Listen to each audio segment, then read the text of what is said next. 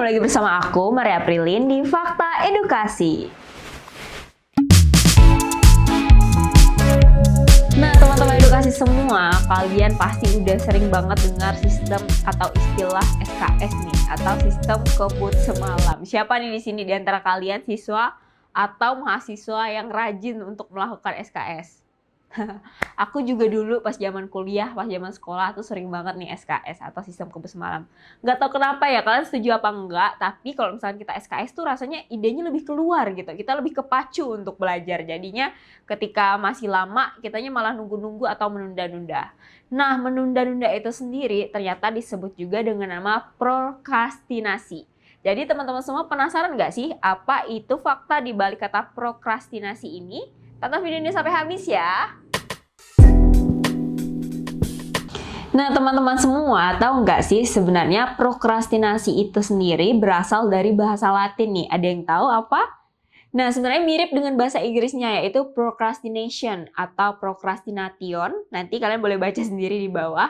Itu merupakan kata gabungan dari dua kata, yaitu pro dan kratinus. Pro itu sendiri artinya bergerak maju ke depan, sedangkan kratinus itu sendiri artinya keputusan hari esok. Jadi sebenarnya prokrastinasi itu merupakan salah satu perilaku di mana kita menunda pekerjaan atau aktivitas hingga waktu yang ditentukan atau deadline. Nah, tadi kan kita udah bahas nih asal-muasal kata prokrastinasi. Nah, saat ini kita akan bahas tentang jenis prokrastinasi itu sendiri. Jenis prokrastinasi itu ada dua, aktif dan pasif. Apa perbedaan keduanya? Jadi, yang aktif itu artinya prokrastinasi di mana kita cenderungan untuk memiliki semangat atau gairah ketika melakukan sesuatu ketika udah mendekati deadline nih teman-teman. Sering gak sih kayak gitu? Jadi kayak udah mau ujian, besokannya malam ini kita malah semangat gitu belajarnya. Nah, itu biasa kebanyakan teman-teman aku juga biasa mengeluhkan hal yang sama nih. Mereka ngerasa nilainya tuh kadang lebih bagus gitu ketika mereka mengerjakan sesuatu itu secara SKS. Sedangkan prokrastinasi pasif ini merupakan suatu kegiatan di mana mereka itu sebenarnya menunda karena mereka nggak dapat solusi nih dari masalah yang ada, atau dengan kata lain mereka lari dulu nih dari kerjaan atau masalah ini. Tapi sebenarnya kerjaan itu masih ada gitu. Jadi kalian gimana nih? Kalian melakukan jenis yang mana ketika kalian melakukan prokrastinasi? Boleh komen di bawah. Tadi kita udah bahas nih teman-teman tentang jenis dari prokrastinasi itu sendiri. Nah, kali ini kita akan bahas tentang penyebab dari prokrastinasi itu. Ada yang tahu nggak sih penyebabnya apa-apa aja? Jadi sebenarnya menurut aku sendiri, penyebab prokrastinasi itu beda-beda nih tiap orang. Tapi ada 4 hal ini yang menjadi manner atau menjadi dasar biasanya kenapa orang melakukan prokrastinasi. Yang pertama, karena adanya beberapa orang yang ngerasa mereka lebih maksimal nih atau lebih termotivasi ketika mereka mendapatkan tekanan di dalam deadline waktu yang lebih mepet. Yang kedua, bisa terjadi karena orang tersebut mengalami gangguan secara kesehatan nih. Jadinya karena nggak fit, akhirnya dia menunda pekerjaannya dulu. Yang ketiga, hal tersebut bisa terjadi karena manajemen waktu yang buruk atau orang yang biasanya menunda dan akhirnya itu menjadi kebiasaan. Jadi akhirnya mereka menjadi seorang deadliner deh. Jadi perilaku mereka itu cenderung memprokrastinasi.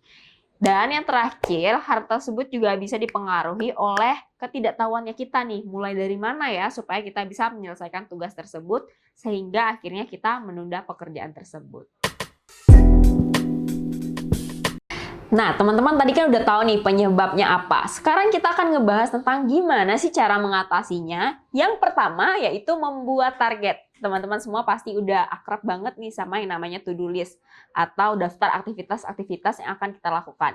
Jadi dengan adanya to-do list ini kita lebih terarah nih. Akhirnya kita pun akan lebih mudah untuk mengatur waktu kita sehingga kita nih kebiasaan yang awalnya prokrastinasi menjadi lebih lebih produktif gitu, lebih memanfaatkan peluang dan lebih bisa menggunakan waktu dengan baik.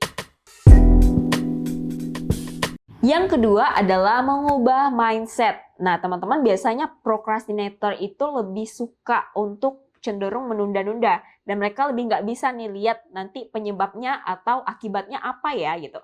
Penyebabnya mungkin udah tahu karena satu hal yang tadi udah kita sampaikan atau beberapa hal lainnya. Tapi untuk nanti akibatnya mereka cenderung tidak memikirkan hal tersebut. Jadinya emang harus diubah nih mindsetnya. Dengan begitu mereka akan lebih berhati-hati atau kita sendiri akan lebih berhati-hati ketika menerapkan atau mengambil keputusan nih. Jadinya kita ketika mau prokrastinasi kita bisa menahan diri kita karena kita tahu akibatnya nanti akan buruk seperti itu. Nah, yang ketiga adalah breakdown target atau tujuan dan kemudian berikan reward. Nah, siapa sih di sini yang nggak suka dapat hadiah? Nah, kadang hadiahnya kita kasih ke pacar atau ke teman, kali ini kasih sama diri kita sendiri.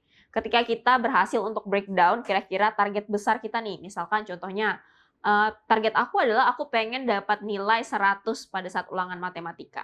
Nah, berarti yang harus aku lakukan adalah aku harus belajar 1 hari setiap jamnya selama 1 minggu sebelum menjelang ujian.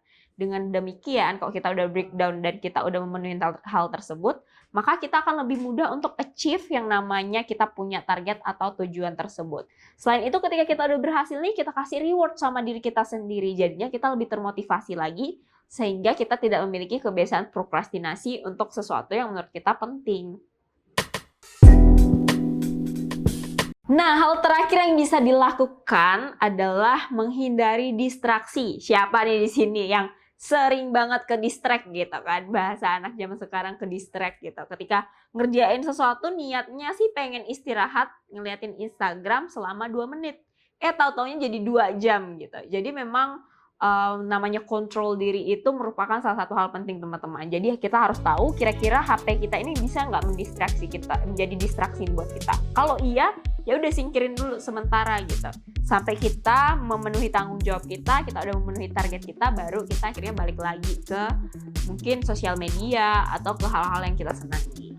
Nah, jadi itu dia tadi teman-teman edukasi semua mengenai prokrastinasi. Gimana nih menurut kalian topik kali ini? Kira-kira ada nggak yang menurut kalian relate atau sesuatu yang ingin jadi masukan buat kalian? Kalian boleh komen di bawah ya. Jangan lupa pula untuk komen apa ide kalian untuk di video selanjutnya. Jangan lupa like, comment, dan subscribe video ini. Jangan lupa pula untuk share dan nyalakan lonceng notifikasinya.